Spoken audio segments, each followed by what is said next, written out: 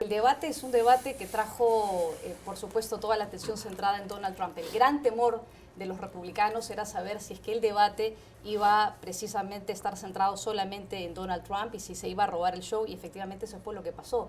Donald Trump estaba ubicado físicamente en el centro del escenario y se robó el show de este debate en el que básicamente quedaron un poco en la sombra los otros candidatos, a los otros 10 candidatos de los 17 que participan en esta contienda, solo 10 se les permitió que participaran. Donald Trump no solamente se robó el show, sino que además amenazó en salirse del partido y lanzar su propia candidatura de manera independiente si es que no consigue la nominación. ¿Es realmente, Mark, desde tu punto de vista, una amenaza a Donald Trump para el propio Partido Republicano? ¿Y qué pasaría si es que lanza su candidatura de manera independiente? Puede ser una amenaza. Todavía falta mucho para que empiecen el proceso de elecciones primarias y de caucus, las asambleas electivas donde en algunos estados se eligen a los nominados. Esto empezará en febrero del año próximo y el ritmo, como se ha visto en las últimas semanas, el ritmo de la política americana es tan endiablado que quizá dentro de un mes o dos estemos hablando de otro fenómeno paranormal, políticamente paranormal, como es Donald Trump ahora. No lo sabemos, pero sí que es cierto que Donald Trump sopesa la posibilidad de presentarse como un tercer candidato, que no ni republicano ni demócrata, sino por libre. Esto ha pasado en otras ocasiones y cuando esto ocurre, pues divide el voto, obviamente, y si lo hiciese, aunque no tendría ninguna posibilidad de ganar, pues ayudaría dividiría el voto republicano, el voto más conservador quizá, y ayudaría a Hillary Clinton, la candidata probable del Partido Demócrata. De todas maneras, realmente fue en el debate uno de los momentos más insólitos y extravagantes que yo he visto en un debate político de un partido, ¿no? Cuando empieza el debate y Donald Trump, ni corto ni perezoso, admite que si él no consigue la nominación republicana, pues abandonará, se presentará por libre.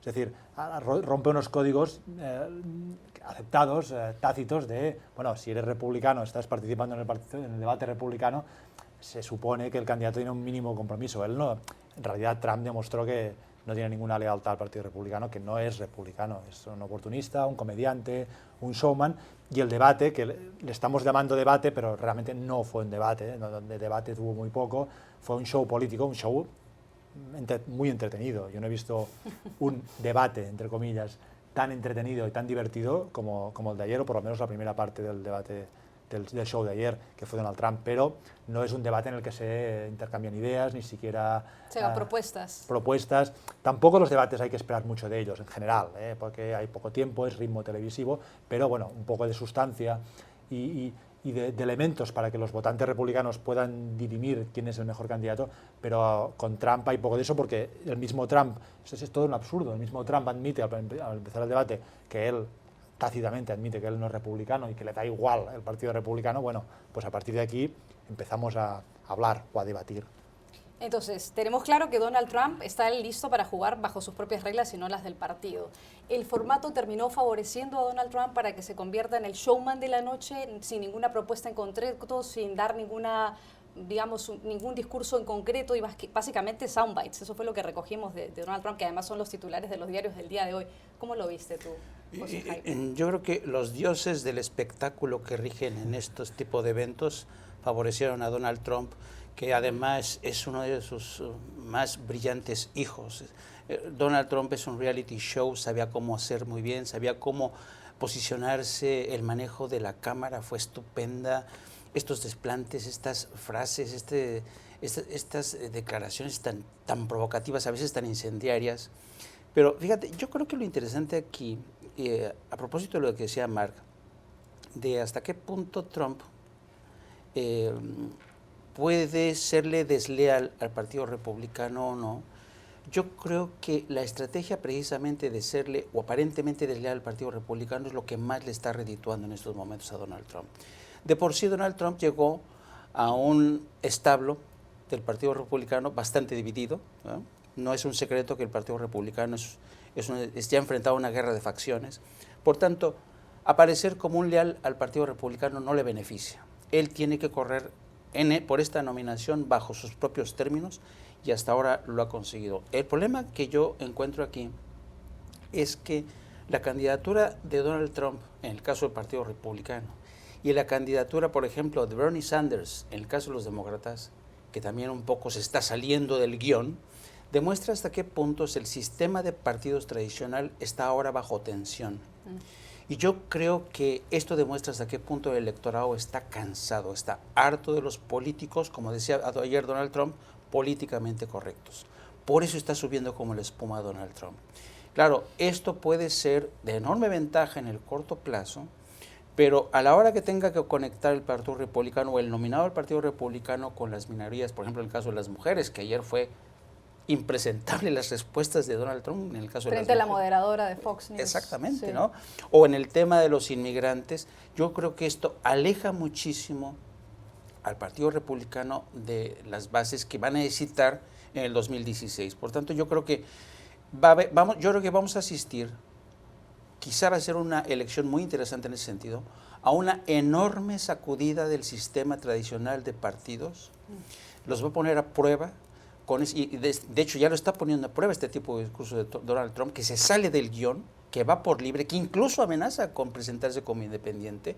Yo creo que va a ser un espectáculo y auguro que van a ser una de las elecciones más entretenidas en la historia reciente de Estados Unidos. ¿Cómo crees, Juan Carlos, que va a capitalizar, por otro lado, el Partido Demócrata, Hillary Clinton y los candidatos demócratas Martin O'Malley y Bernie Sanders, el hecho de que hay un hartazgo dentro del electorado nacional, tanto demócratas como republicanos, frente a la clase política tradicional? Que es un fenómeno además mundial, hay que decirlo, no solamente ocurre en Estados Unidos, sino en otras partes del mundo y en América Latina eso es muy común. ¿Qué tanto puede capitalizar los demócratas en base a ese hartazgo que hay frente a un personaje que habla sin libreto, con mucha naturalidad, que es muy espontáneo, discrepemos o no de su retórica política? ¿Qué puede hacer Hillary Clinton frente a esto, por ejemplo? Bueno, Hillary Clinton es la que está más vulnerable ante este hartazgo ante la clase política, siendo ella una insider de Washington por más de 30 años, ¿verdad? Es más, hemos visto que está teniendo serios problemas, a pesar de que todo el mundo da por descontado que va a ser la nominada del Partido Demócrata, está teniendo serios problemas. Las encuestas muestran de que ahora sus opiniones negativas sobrepasan a las favorables. Su apoyo va cayendo de manera graduada.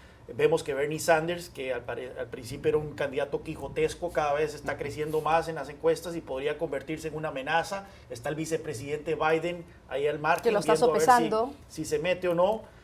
Así que el Partido Demócrata también vamos a ver un fenómeno interesante, creo yo. Hubiera sido muchísimo más interesante si Elizabeth Warren se mete en esta carrera, porque yo creo que, viendo lo que estamos viendo de Hillary Clinton, yo creo que Elizabeth Warren le ganaría la nominación caminando a Hillary Clinton. Y ahora hablemos, perdón, sí. Dime. No, y bueno, en cuanto al partido republicano, el fenómeno Trump, como menciona bien Mark, una semana en la política de Estados Unidos con el ciclo de noticias de 24 horas es una eternidad. Así que todavía damos por descontado de que este fenómeno se va a desinflar conforme estas actitudes popunescas, la falta de sustancia se haga más evidente. Ayer vimos un Trump sin respuestas alguna a los temas de salud, a los temas de seguridad nacional, a los temas de inmigración. En fin, él no tiene nada de sustancia política pública, pero al parecer eso no le importa a un sector del electorado, que más bien le gusta su manera agresiva de contestar, de tratar a la demás gente, de llamar a los políticos estúpidos, de hablar abiertamente que él compra el sistema. Y como cuando le preguntaron sobre sus empresas que han ido a la bancarrota, bueno, yo he usado las leyes a mi favor, ¿y qué? Bueno, y al parecer esto resuena de una manera positiva y esto es peligroso, creo yo. ¿No? Me gustaría tener un debate un poco menos centrado en Trump y más en los pocos temas que anoche vimos de sustancia en este debate. Que dicho sea de paso, por la selección de los temas que vimos en el debate, hubo poca sustancia, ¿no? De hecho, estuvo muy centrado básicamente en pequeños comentarios o diálogos. No solamente había un Donald Trump, estaban los otros candidatos, pero por supuesto el show básicamente quedó secuestrado por Donald Trump. Hablemos de los otros candidatos. ¿Qué pasó con un Marco Rubio que está rezagado en las encuestas en un 6º lugar, pero que de pronto ayer tuvo el poco de brillo porque tuvo cierta participación? ¿Qué pasa con Jeff Bush, que ocupa el 2º lugar, y con el gobernador de Wisconsin, Scott Walker, que está rezagado también en el 3er lugar? ¿Qué pasa con esos candidatos? ¿Cómo los ves tú? Bueno, de hecho ayer hubo un show y de manera subterránea hubo un debate.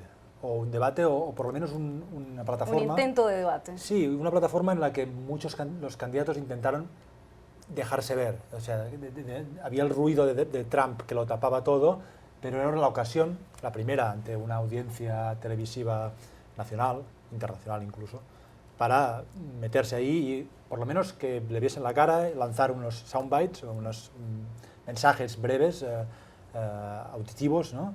Y visuales.